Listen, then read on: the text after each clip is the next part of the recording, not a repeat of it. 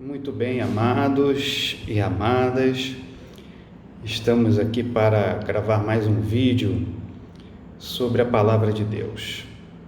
É uma oportunidade muito especial e eu queria convidar você a abrir a sua Bíblia no capítulo 5 do livro de Romanos.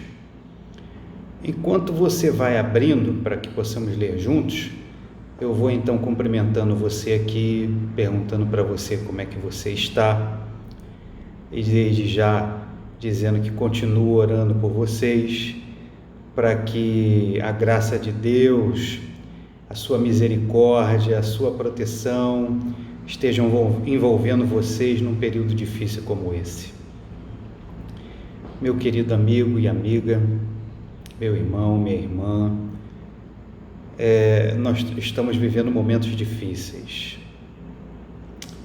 Por esses dias, a pandemia, o vírus está se alastrando com mais intensidade, as notícias ruins começam a se aproximar, pessoas da família, amigos de amigos, começam a ser ceifados por essa doença. É terrível, é lamentável. Eu me solidarizo com as famílias que tiveram essas perdas e espero que vocês tenham a esperança em Cristo Jesus de poder rever essas pessoas um dia. Muito bem. Penso que já deu tempo de você abrir a sua Bíblia no capítulo 5 de Romanos. Estou sendo bem breve aqui, tentando acelerar, porque acho que o texto é um pouco grande, não sei quanto tempo vai levar, mas vamos ver se a gente consegue acelerar um pouquinho.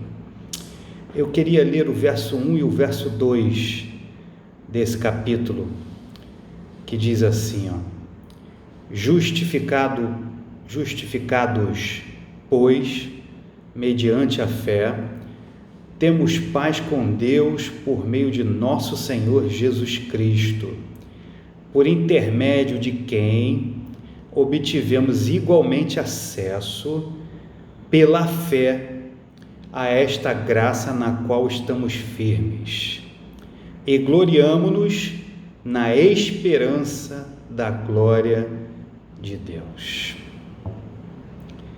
Meus queridos, antes de falar especificamente sobre esse texto, eu preciso contextualizar para vocês um pouquinho o que Paulo, que é o autor dessa carta aos Romanos, falou um pouquinho antes para chegar a esse ponto que nós acabamos de ler, esses 2 versinhos que nós acabamos de ler. Para que a gente possa ter chegado aqui, eu queria dizer para vocês que a razão dessa epístola, dessa carta ter sido escrita aos Romanos, é para que eles fiquem cientes de que o Evangelho de Deus é para todos e fique claro, absolutamente claro, que o justo viverá pela fé. Paulo vai abordar aqui nos primeiros 4 capítulos uma abordagem a respeito de que principalmente que judeu e gentio, não são diferentes diante de Deus. E ele vai fazendo uma abordagem e revelando nesses 4 capítulos algumas coisas interessantes. Ele revela, ele escreve aos Romanos dizendo que Deus se revelou tanto aos judeus quanto se revelou aos gentios. Ele vai falando isso ali do capítulo 1 até mais ou menos o verso 20 do capítulo 2. Depois Paulo deixa claro que devido a essa revelação, que foi concedida tanto a judeus quanto a gentios, que nós todos somos indesculpáveis pelos nossos pecados. Paulo deixa claro que não há razão para nenhum ser humano se desculpar pelos seus pecados. Depois Paulo segue ali, num terceiro conceito que ele vai defendendo nesses primeiros 4 capítulos, dizendo que Deus julgará tanto os judeus quanto os gentios, baseado naquelas revelações que foram dadas a ambos. Nenhum deles é indesculpável diante de Deus. Seja mais ou menos revelação, não importa. O que importa é que Deus encontrou um meio de se revelar tanto a um quanto a outro. E essa revelação, tanto no passado, tanto outrora como agora, é suficiente para que nós sejamos indesculpáveis.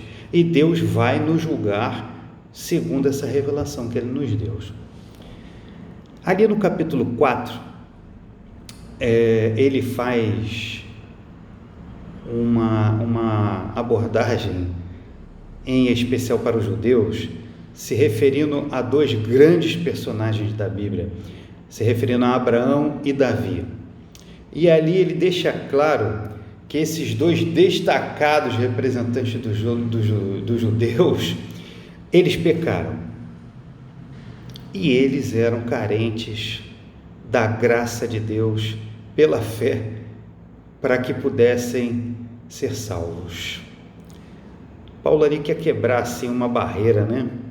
Quer deixar claro que, apesar do conhecimento ter sido dado ao judeu, apesar da lei ter sido dada ao judeu, a Torá, né? Apesar de um pleno conhecimento, os profetas, o próprio Jesus era judeu, apesar de tudo isso, eles eram pecadores como outros qualquer. Não existiria salvação para eles se não fosse pelos méritos de Cristo Jesus. Paulo vai e entra nesse aspecto, dizendo que tanto Abraão quanto Davi, eles necessitaram de justificação e perdão.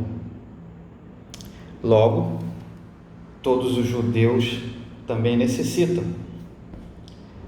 Não é por serem judeus, por não serem judeus, melhor dizendo, os gentios poderiam se considerar excluídos das promessas de Deus. Isso não era justificativa, apesar de que os judeus achavam que eles estavam excluídos. Mas Paulo quer deixar claro aqui que não havia motivos para isso. Isso era uma interpretação equivocada dos judeus. Aí, Paulo no capítulo 5 faz um paralelo, um paralelismo contra essa tese, contrastando Adão e Cristo, os 2 representantes máximos da humanidade. O primeiro homem, que nasceu sem pecado e pecou, e através dele toda a raça humana, e aí então Jesus, que representa um novo Adão, um homem que também veio sem pecado. Paulo vai usar essa antítese aqui, esse contraste entre Adão e Cristo, os 2 representantes máximos da humanidade. E aí ele segue, dizendo que todos, judeus e gentios, foram incluídos nas trágicas consequências do pecado de Adão. Entretanto, e aí que é muito importante, a todos foi disponibilizado o dom gratuito para a justificação, pelo sacrifício e morte de Cristo Jesus. Por Adão veio o pecado a todos, por Cristo veio a salvação a todos, pelo seu sacrifício e morte. Ali Paulo vai começar a abordar também, nesses 4 primeiros capítulos,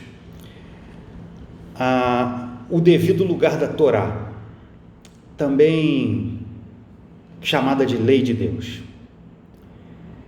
Ele demonstra que ela é válida quando é circuncidada no coração, pelo Espírito, não segundo a letra da lei, e cujo louvor, ele vai dizer lá no verso 29 do capítulo 2, e cujo louvor não procede de homens, mas de Deus. O que Paulo está esclarecendo aqui, queridos, é que os preceitos da lei, ou seus princípios, precisam ser observados através dos méritos de Cristo. Espiritualmente, visto que o homem é pecador por natureza, vencer o pecado é muito mais uma questão de confiar no poder de Deus do que no esforço humano. Será que deu para ficar claro isso para você? A lei tem um papel de alertar, como um semáforo, como um sinal, como uma placa de é proibido, não siga em frente que você vai cair num precipício. A lei tem essa função de alertar, de chamar a sua atenção para o pecado que habita em você, para essa sua natureza pecaminosa. Mas, por você ser esse pecador por natureza, você não consegue vencer o pecado por você mesmo. Você pode até tentar, mas não é possível. Então é preciso que entre aqui o poder do Evangelho, entre aqui o poder de Deus, porque vencer o pecado é muito mais uma questão de confiar no poder de Deus do que no esforço humano. O homem tem o seu papel em crer que em Deus é possível vencer o pecado, é possível vencer esses maus hábitos, esses vícios. Olha, é só você pensar em si mesmo. Como é difícil livrar-se de um vício. Quantas vezes você já pensou em mudar algo em sua vida e nunca consegue seguir em frente? Sofre recaídas e se envolve com tudo de novo. Eu sei que é exatamente assim na sua vida, como é na minha, como é na de qualquer outro ser humano. A gente até tenta, mas é muito difícil. Sabe, justificado, pois, mediante a fé, temos paz com Deus por meio de nosso Senhor Jesus Cristo. Esse é o texto que nós temos lá na palavra de Deus, no Romanos 5, 1 e 2. Eu queria ressaltar, a partir de agora, essa questão da paz com Deus por meio de nosso Senhor Jesus Cristo. Essa palavra traduzida com paz, que é o shalom no hebraico, é uma palavra que significa harmonia, integridade, bem-estar e tranquilidade. Tem muito mais significado do que simplesmente uma paz que talvez nós no Ocidente entendamos. Sabe, essa paz que Paulo está se referindo aqui é a paz e a alegria que vem aos crentes em Jesus. A eles é garantida a glória futura e a vida eterna. Perdão, o telefone caiu aqui. Deixa eu até repetir, que eu até me perdi aqui. Essa paz e alegria, do verso 1 ali, ela vem aos crentes em Jesus, e a eles é garantida a glória futura e a vida eterna. É uma paz muito maior do que você pode imaginar. Jesus uma vez falou isso: dou-lhes a paz, não a paz como o mundo a dá. A paz de Cristo é uma paz diferente. Estes versos de Romanos 5, 1 a 11, eles descrevem as bênçãos que acompanham a justificação. Essa justificação em Cristo traz paz, alegria e esperança.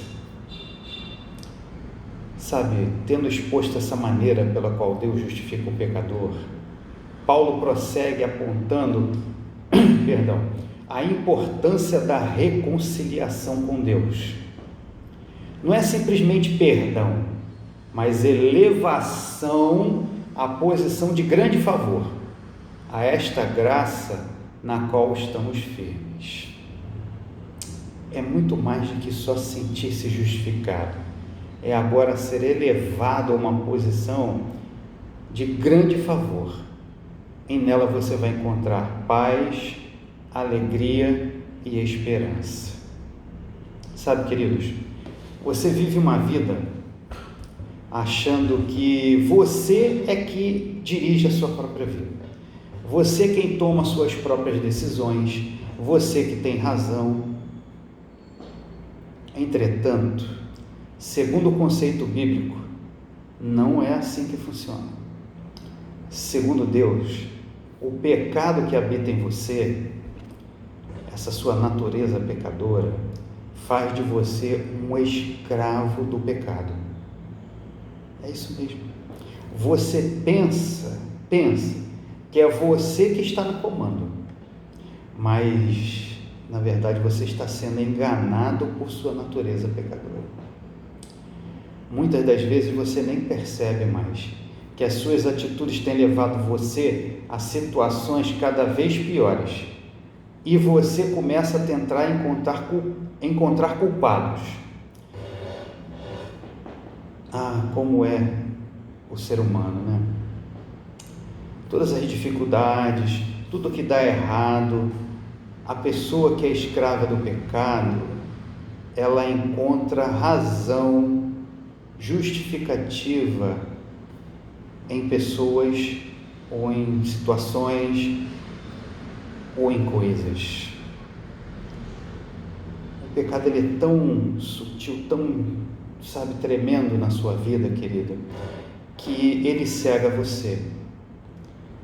Ele não permite que você ouça, ele cria um efeito em você tão preocupante, que você não percebe que você está dominado por ele.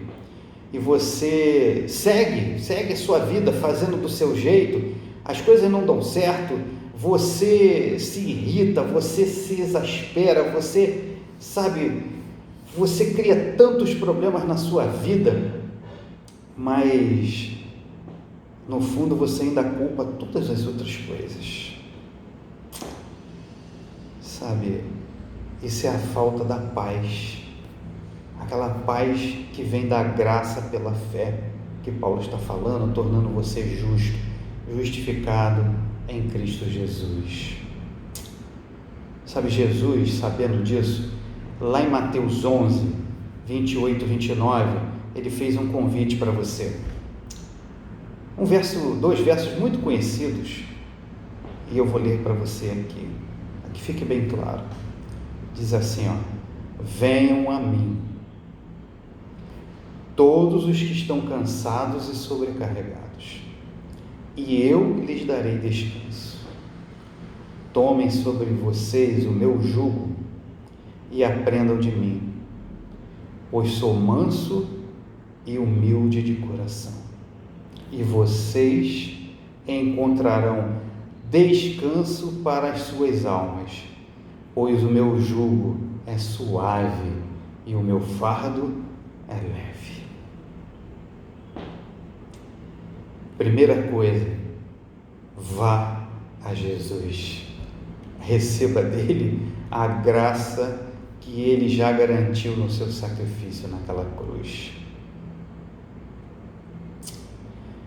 Queridos, o pecado cansa, o pecado leva você ao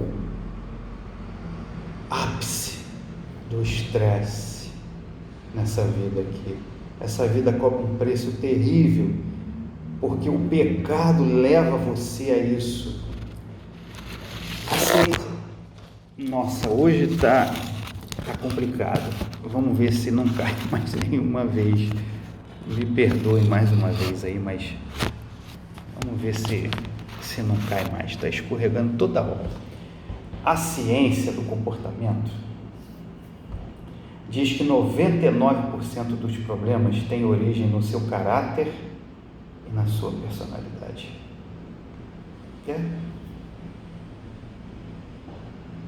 reconheça, você é o problema. Sabe, tem muita gente que não acredita na palavra de Deus, mas a palavra de Deus já vinha dizendo isso para você, só que em outras palavras, dizendo assim, ó, a sua natureza pecaminosa domina você. Mas você gosta de ouvir a ciência comprova isso.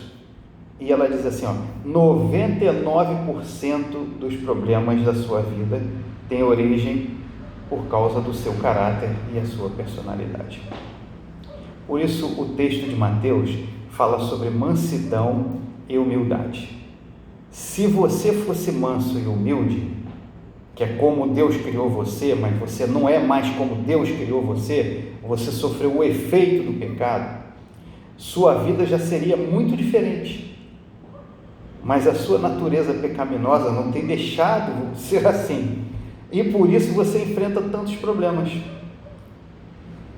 É por isso que a graça que salva pela fé em Cristo Jesus precisa de outro passo, o de ser transformado por essa graça cada dia à imagem e semelhança de Cristo.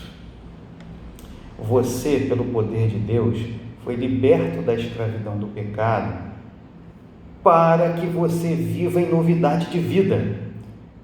Mas, querido, veja bem, já não resta graça ou salvação para aquele que não quer aceitar o jugo de Cristo, que é suave, e o fardo que é leve. É preciso abandonar o passado, é preciso esquecer essa natureza pecaminosa que vem dominando você, para ser livre pela graça de Cristo Jesus, e agora deixar que Ele, o poder de Deus, transforme a sua vida e você viva em novidade de vida. Você era ladrão, não rouba mais. Você era mentiroso, não mente mais. Essa transformação que esse poder realiza na sua vida é maravilhosa e traz a você benefícios impressionantes e maravilhosos. Sabe, o poder do Evangelho é suficiente para salvar a todos, mas infelizmente não é eficiente em todos, porque muitos recusam crer. Que pena, não é? É triste isso, mas é a verdade. Nesse capítulo 5, para encerrar, eu vou tentar ser breve, a partir do verso 3, Paulo vai falando que nós nos gloriamos nas tribulações, mas não é por causa delas, mas nelas. Paulo não propõe um conceito mórbido da vida, temos que viver em tribulações, não é isso, mas uma atitude alegre e triunfante nelas. Sabe, queridos, para o cristão do primeiro século, onde Paulo viveu, a regra era o sofrimento, não a exceção. Me parece que tem começado a ser muito assim aqui no nosso tempo também. E as pessoas estão cada vez mais preocupadas com as coisas que vêm acontecendo no mundo, as tragédias familiares, pessoais, mundiais, pandemias, etc, etc, etc.